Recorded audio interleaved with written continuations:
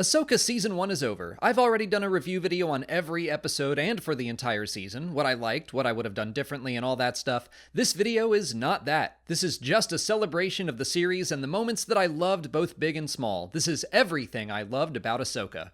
In Part 1, Master and Apprentice, I loved the decision to start the series off with a crawl to put us in that Star Wars mindset, but to still make it unique from the films with red text and a straightforward perspective. It immediately makes this story seem like a big deal.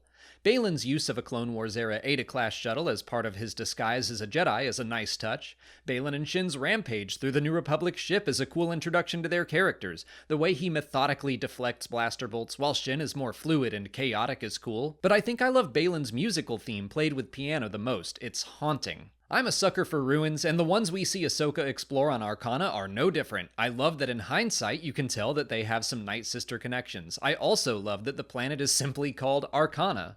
Ahsoka using her double saber throw and spin move from the Clone Wars to cut a hole in the floor is cool to see in live action. Whatever they used to make the black crumbly stuff that hides the map sphere is some really neat production design. The fight with the AK droids is fun, and I like seeing little moments of a more recognizable Ahsoka come out in the midst of combat, which makes sense considering her big struggle for the first half of the series is her desire to be more than a warrior, but that's when she feels most like herself because that's how she was trained. Huyang is great, and I love how they mix the use of a puppet and CGI to create him. Throughout the series, I couldn't always tell when he was practical and when he was animated, but it really stands out even in little moments like when Ahsoka taps him with the map. As they board the Home One, Ahsoka and Huyang walk by half of a destroyed droid being carried away, and Huyang gives a great double take that makes me laugh every time I see it. Lothal's capital city looks fantastic translated from animation into live action. I was so surprised by the joy I felt by the appearance of Clancy Brown as Governor Ryder Azadi. He's done so many voices for Star Wars. I love that he got to play a character just as himself without prosthetics or anything. This Godel character just looks hilarious, but it's a fitting alien choice for Lothal as they were seen frequently in Star Wars Rebels. I was also pleasantly surprised to see Jai Kell, another Rebels character I simply never considered would pop up in this series. I love Sabine's introduction with the painted bike and helmet, which is just like her, but the song makes this scene what it is. Between this and Star Wars Jedi Survivor, we are getting a ton of in-universe Star Wars music this year. E-Wings! I loved those ships in Star Wars Legends, and it's great to see their return to canon and their first live-action appearance. Similar to Huyang, the way the Lothcat was created by blending practical and CG puppetry is very well executed. Little details like the way it stretches and shivers are perfect. Iman Esfandi's portrayal of a young Ezra Bridger in the hologram is excellently matched to the last time we saw him in a similar message in Star Wars Rebels. I love Baylan and Shin's relationship, the way they clearly work for Morgan and she orders Shin around but never talks directly to her, and then Shin always looks to Baylan for confirmation. It's a really fun, tense dynamic they all share. The fact that Huyang is 75% original parts is insane. He's 25,000 years old. Good for him. I also love that he gets to use his extensive lightsaber knowledge we saw from the Clone Wars to determine Baylan's identity. I just love everything about Huyang, apparently. Speaking of which, David Tennant crushes this role. That's to be expected, but I don't want to take it for granted and wind up not mentioning it at all. The Lothcat attempting to knock the map ball off of Sabine's table and then being frightened by the hologram is too true to real-life cats. The way the map activates and reveals Ezra to be in an entirely different galaxy, I was so not expecting that, and it was a great and exciting reveal as a Star Wars fan to learn we would be traveling to another galaxy far, far away. Sabine's first duel with Shin is exciting, and I love that she is clearly outmatched the entire time. I also really dig Shin's fighting style and the way she utilizes her cloak as a distraction. Natasha's acting at the start of Part 2, Toil and Trouble, is great. I really get the disappointment she feels in herself, which is then compounded by Ahsoka expressing her disappointment in Sabine. Cetos is a cool planet with a mythological name and some more great ruins, but I love that they show a Purrgil up in the clouds this early. I didn't even notice it on my first couple watches. Mary Elizabeth Winstead won me over as Hera in this episode, starting with her hologram scene in the hospital room. She expresses her trust and pride in Sabine, and also picks up on Ahsoka's hesitance, and she's not even physically in the room. "Because you're a hologram" is also a very funny line that builds off of that. Even though it's pretty subdued, I still think it's awesome to see Night Sister magic in live action for the first time. I'm gonna try to not gush about Baylan every time Ray Stevenson is on screen, but he does so much with so little in this series. I love that Corellia looks brighter and better overall now that the Empire is gone and the New Republic is in control. Min Weaver is a perfect little weasel character, and I like that he must have rushed to put on the tiniest little New Republic pin he could find when Hera showed up. The necessity of using former Imperial employees lines up perfectly with what other stories like Last Shot and Alphabet Squadron have already established, as well as the dismantling of Imperial ships to create new models for the New Republic. I love Sabine's conversation with Huyang about her training, his admission that she isn't a naturally talented candidate, but also his encouragement that she can absolutely still train to become a Jedi. It's so good, and builds nicely to the similar scene from Part 3. Marok is so freaking cool. I love his armor and how it looks old and rusty, easily the best live-action Inquisitor look we've seen. His duel with Ahsoka is fast and exciting and a good prelude to their second encounter in Part 4. Ahsoka's casual dodge of Marok's thrown lightsaber is so badass. Meanwhile, Hera's pursuit of the hyperdrive is also a blast. We get to see her being a great pilot, but more importantly, Chopper is perfection. I'm honestly shocked by how well he translated into live action. The warbled, "Did you go through my stuff?" is wonderful. I like how Sabine cutting her hair matches with the same kind of ritual Kanan went through when he did the same thing in Star Wars Rebels. I love the shot-for-shot recreation of the very end of Rebels as well. It got me so hyped to continue this story, having caught all the way up to what little we already knew. The Eye of Sion is pretty sweet, seeing a hyperdrive ring that big is super cool. I love Balin's regret at the idea of having to kill Ahsoka. That small moment made him even more compelling. Rey is so great in this. In Part 3, Time to Fly, learning that Huyang has more functions than just lightsaber construction was a fun surprise, but it makes complete sense. I love that Jedi training without their eyesight is called Zatoichi, named after the blind Japanese samurai character Zatoichi. A-Wings, and Hammerheads, and just a big ol' fleet shot. Star Wars ships are great.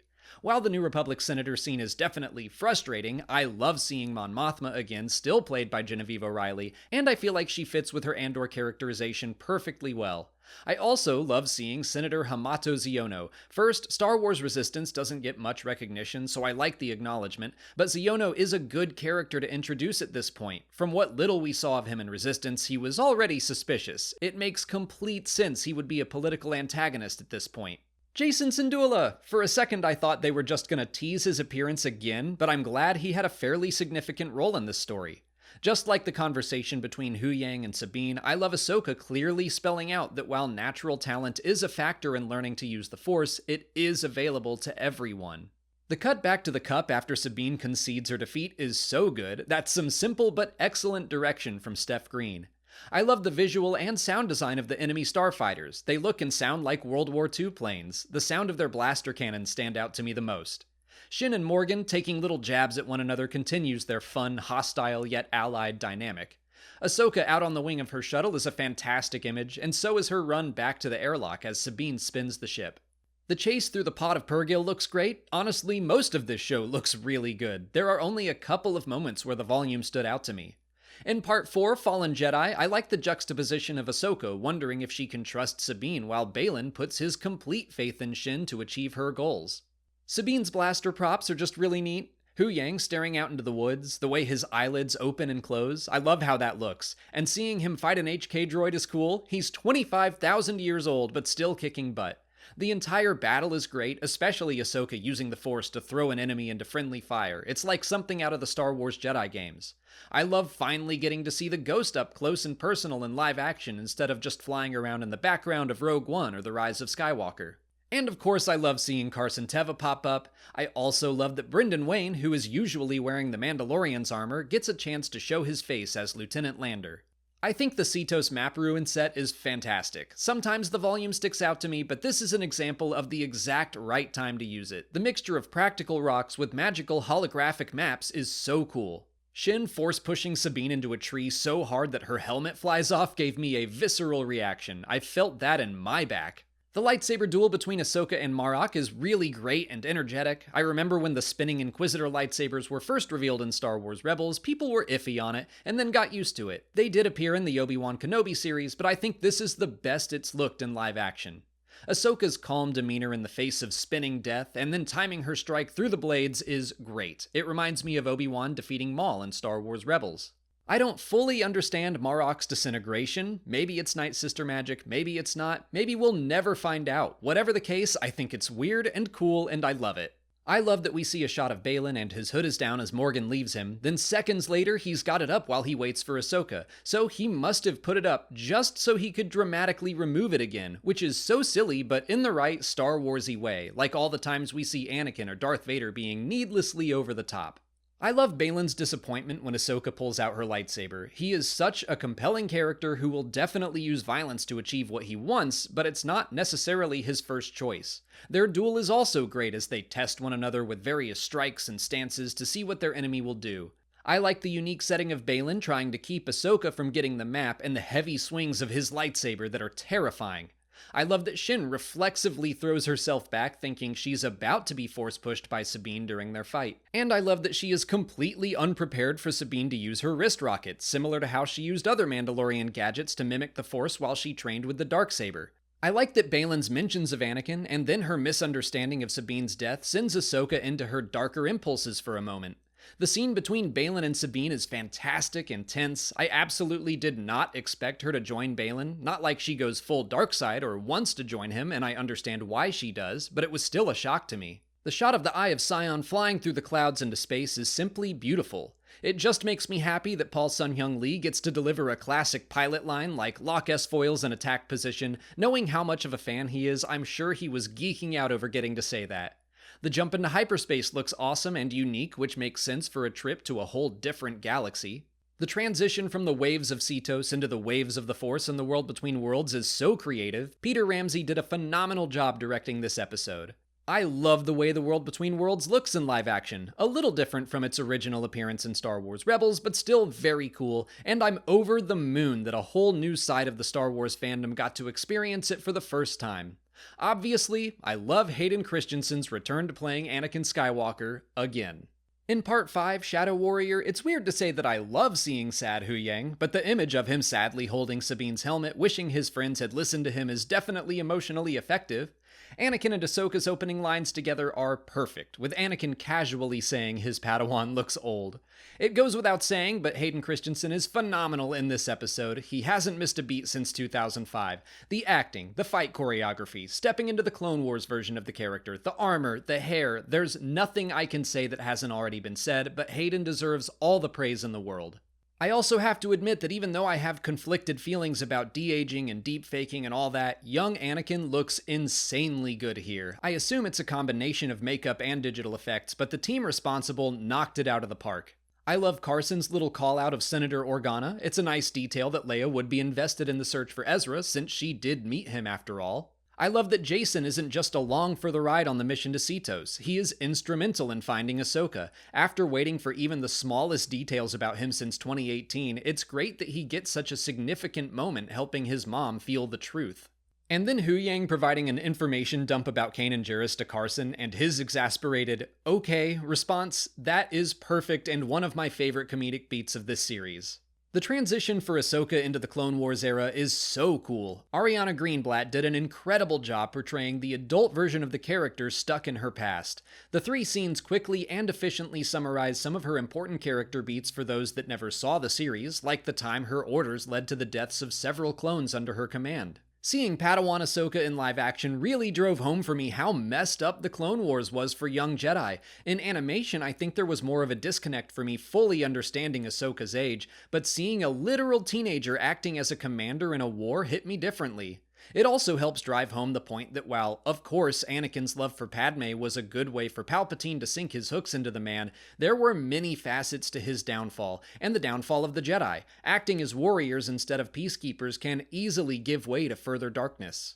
Even the small glimpse we get of the Siege of Mandalore is super cool, complete with a Mandalorian.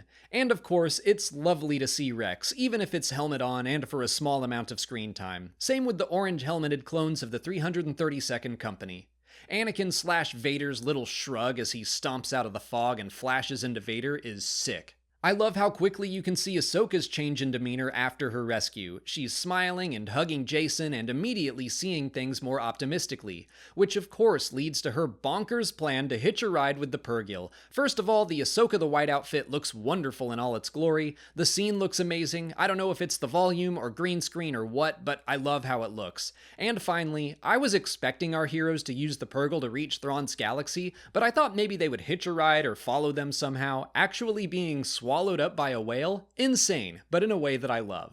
I also love her promise to Hera that she will find Sabine and Ezra. The whole series, she has been far more worried about stopping Thrawn, cynically thinking the worst would happen instead of hoping for the best, but now she is on a mission to save her friends above all else.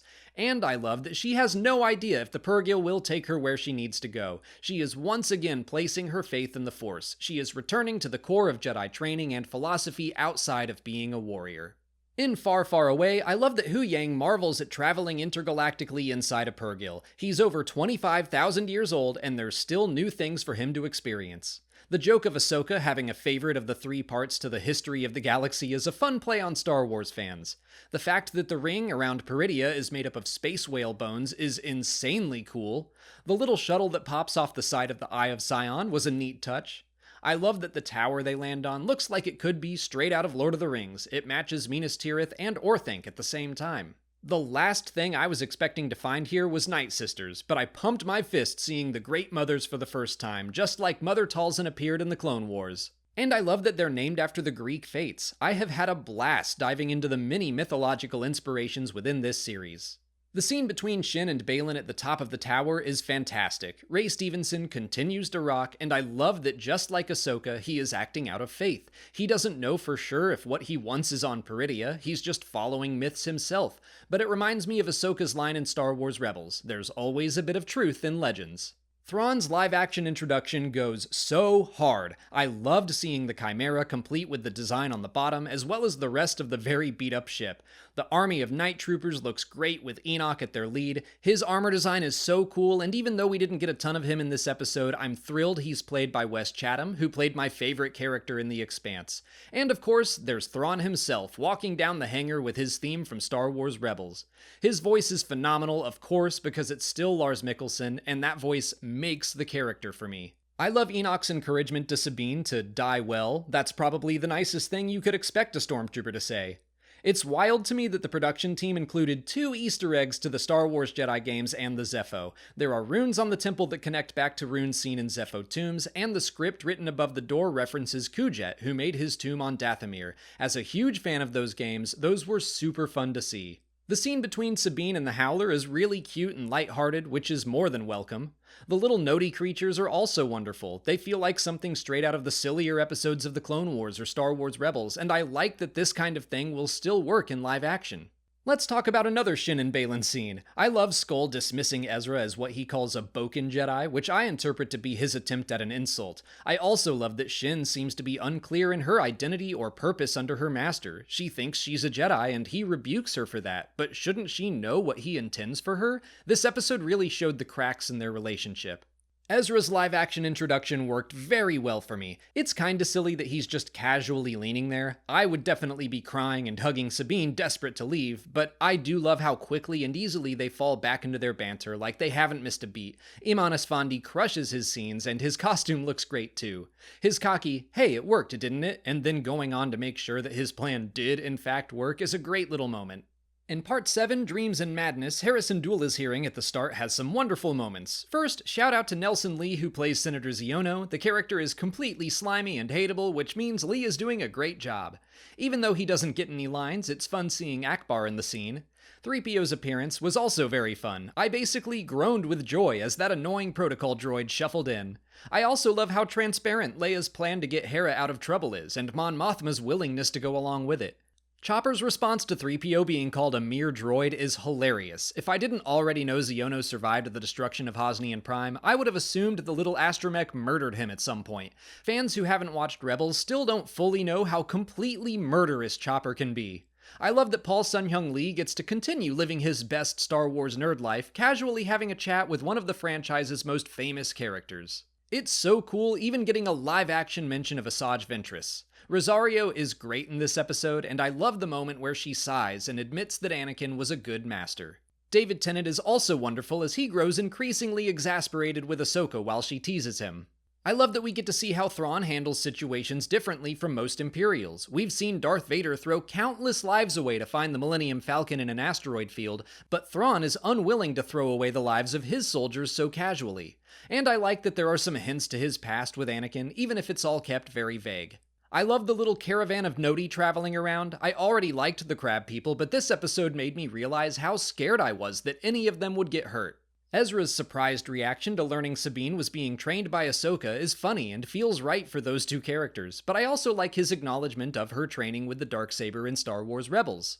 The cut from Ahsoka's face after she found Sabine into a close-up of one of the Night Sisters after they found Ahsoka was awesome. I was not expecting it at all, and it made me jump. I love that Baylan parts ways with Shin in a very nice way. He isn't mad that she doesn't seem interested in whatever he's seeking. He knows she wants something different, and he's okay with that, even sending her to chase her goals with some final words of wisdom. The little Noti ineffectively firing a slingshot at the Nomads is hilarious. I thought this chase was great, mostly because I was terrified for all of the aliens. I love that when Ahsoka confronts Baylan again, he asserts that he is not disappointed she's still alive. But this time, he is the first one to draw his lightsaber, and Ahsoka is the one to give him that disappointed look. Great reversal. I also love Ezra's insistence that he doesn't need or want his lightsaber back. Watching him fight using only the Force is awesome. You know what else is awesome? This little Noti throwing a frying pan at a raider. Shin singeing Ezra's hair and his response was a great moment, as was his use of the Force to stop her blade like in The Rise of Skywalker. I love his hilarious attempt at talking himself out of being shot by the Night Troopers. I just love everything about Ezra in this series. Eman Esfandi continues to be amazing. I'm glad to see Ahsoka reaching out to Shin, actively trying to find ways to resolve conflict beyond fighting.